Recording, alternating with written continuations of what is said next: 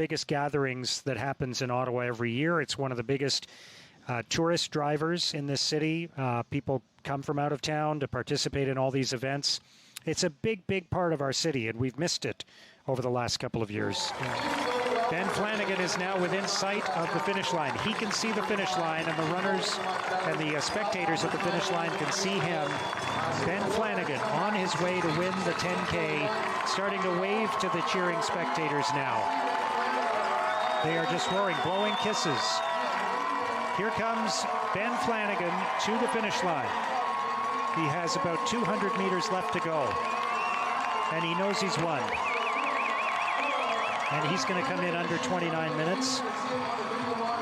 The celebration has already begun for Ben Flanagan, waving to the crowd. There's the tape. There's the finish. And there is the Canadian champion in the 10K for 2000. In the 10K, what a great race Natasha Wodak has run, leading from start to finish, never breaking a stride. A commanding performance by Natasha Wodak, the Canadian champion in 2022, finishing in about a few minutes. The Ottawa Marathon is going to start in about 10 minutes from now, and we are going to go back to the start line area where our own Derek Fage is standing by with Canadian Olympian Dylan Wykes, who is the elite athlete coordinator now for this event. Oh, it's been interesting, but you know what? Once that gun goes, the athletes are going to bring their A game, and I'm just really excited to see them go. And here we go. So we will see in the early parts of this race, of course, we'll see the pace setters. And sometimes we've experienced this before, Rob, where it's hard to see who the elite runners are, who the leaders are, because the pace setters are right in front of them, but they'll be part of that lead group. You want to be consistent in the first and the second half, but if you've lost time in the beginning, it's going to be tough to get it back in the end. But the other thing, too, that's interesting about that is Trevor Hoffbauer, who won our national championships, which got him his spot on the Olympic team back in 2019, he ran that race without a watch. And most people would be impressed with that, but just really listened to his body, went with how he felt, and he was running against Cam Levins, who had the record, and that was an amazing day for Trevor. So he just really relied on that. So he was there for one reason, that was to get that top spot for a Canadian male, and just went by how he felt. Pretty impressive. Krista, we're showing right now the lead women on the left and the lead Canadian women on the right, and Kinsey Middleton and Dana Pidereski are both visible there among the lead Canadian women. So no big surprise there. We expected that, right? Right, and that's Kevin Coffey, who's pacing them at the front. He also ran the 10K last night. I don't think he finished. He just felt that he wasn't feeling like he should push too hard, knowing that he was obligated to be pacing today. So he's out front there. Wonderful guy. He and his wife are due to have a baby soon, and she's here. And he'll be really supporting them out there. You know, sometimes you've got pacers that are just kind of there to do their job, looking at their watch. But, you know, I wouldn't be surprised if we see him turning and encouraging them, and that's always really helpful. Sometimes they'll point to something on the ground that you don't want to trip over, or just kind of make them take note of something that could be an obstacle out there if they're turning sharply or whatnot. Closing. Yeah, I think it looks to be about 300 to 400 meters behind.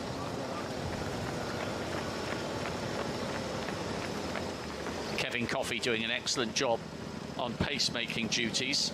He won the Hamilton 30K back in March and was fourth in the Toronto 8K, an unusual distance, a bit of a blast in April. So they're in safe hands with Kevin on duty. And like I said before, Kevin's just a wonderful guy. He actually had a significant brain injury several years ago in an accident, and he has talked about how running has been so therapeutic for him, and he's a coach, and you know, here he is out today. We're going to be seeing him encouraging these women to be their best, and you know, it's just, there's so many more benefits to running other than physical, and he's certainly a testament to that. She is about to become the first Canadian in 15 years to win the race, and she is within distance of a personal best for her. Sees their opportunity and she has done that. This is fantastic for Canadian distance running.